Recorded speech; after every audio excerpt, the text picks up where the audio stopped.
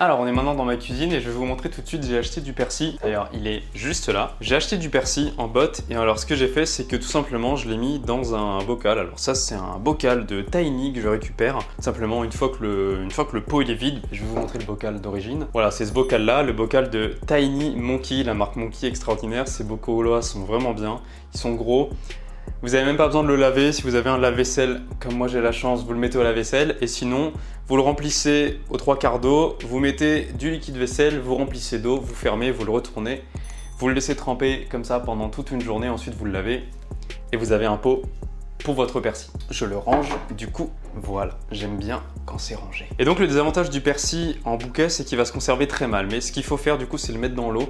L'avantage d'avoir un bocal comme ça, c'est que vous allez pouvoir vérifier que l'eau, elle reste toujours propre. C'est-à-dire que dès que vous voyez que l'eau devient un petit peu trouble, vous changez l'eau instantanément, vous changez l'eau tout de suite. Parce qu'il faut vraiment que l'eau soit pas périmée, il ne faut pas qu'elle soit trouble, il ne faut pas qu'elle soit en train de devenir pas bonne. Il y a aussi ici, on voit peut-être pas très bien, mais il y a une petite branche de persil, une petite feuille de persil qui traîne au fond de l'eau. Ça, elle va avoir tendance à pourrir dans l'eau. Donc l'idéal, ça serait de l'enlever, d'enlever toutes les feuilles qui peuvent traîner au fond de l'eau. Alors la technique, si vous faites ça, ce que vous allez faire, c'est que votre persil, dès qu'il commence à devenir jaune, vous changez l'eau instantanément.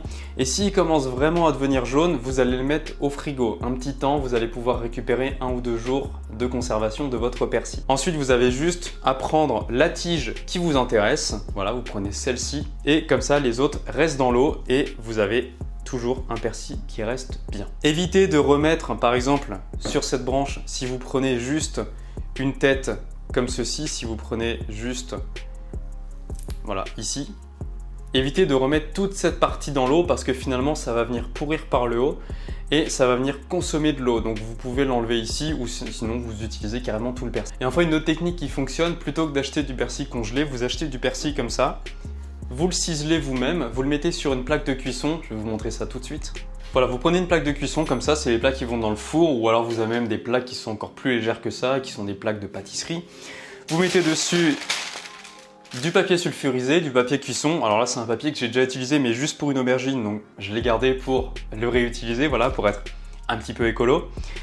Vous mettez votre persil ciselé dessus, bien à plat, vous le mettez au congélateur pendant une journée. Et une fois qu'il est congelé, vous le reprenez, vous prenez ensuite un petit bocal, donc plus petit que cela, mais ça peut être une petite sauce tomate, un petit pesto, vous gardez les bocaux en général, et vous le mettez dedans, et ça vous allez pouvoir le mettre au congélateur. Et voilà, dès que vous allez avoir besoin d'un petit peu de persil, du fait que vous l'avez fait congeler, mais sur une plaque, il ne va pas s'agglutiner, vous allez juste pouvoir en mettre la dose que vous voulez sur vos plats. Voilà les amis, c'était une vidéo un petit peu différente de d'habitude, où je vous montre des choses dans ma cuisine. Dites-moi dans les commentaires si ça vous a plu. Si vous me découvrez grâce à cette chaîne YouTube, mais moi c'est Alex en conscience. On parle sur cette chaîne YouTube d'alimentation santé, d'alimentation physique. Si vous voulez vous sentir mieux dans votre corps, dans votre tête et dans votre esprit, vous êtes sur la bonne chaîne. Si vous voulez aider la chaîne à continuer de progresser, n'hésitez pas à partager cette vidéo, à laisser le gros pouce en l'air et surtout à vous abonner en cliquant sur le rectangle rouge en dessous de cette vidéo. Dans les liens dans la description d'ailleurs, vous allez avoir toutes les informations sur les formations. Il y a des formations offertes, notamment une formation Booster son énergie que je vous conseille vraiment d'aller voir. Il y a déjà plusieurs centaines d'élèves qui ont suivi cette formation, j'ai des retours extraordinaires. Les élèves sont vraiment très satisfaits de cette formation, je vous laisse aller voir ça, le lien est dans la description, sûrement au-dessus et en tout cas sur l'écran de fin. Voilà, je vous laisse là, je vous souhaite de passer une excellente journée, prenez soin de vous, prenez soin de votre alimentation, mangez et vivez en conscience. C'était Alex.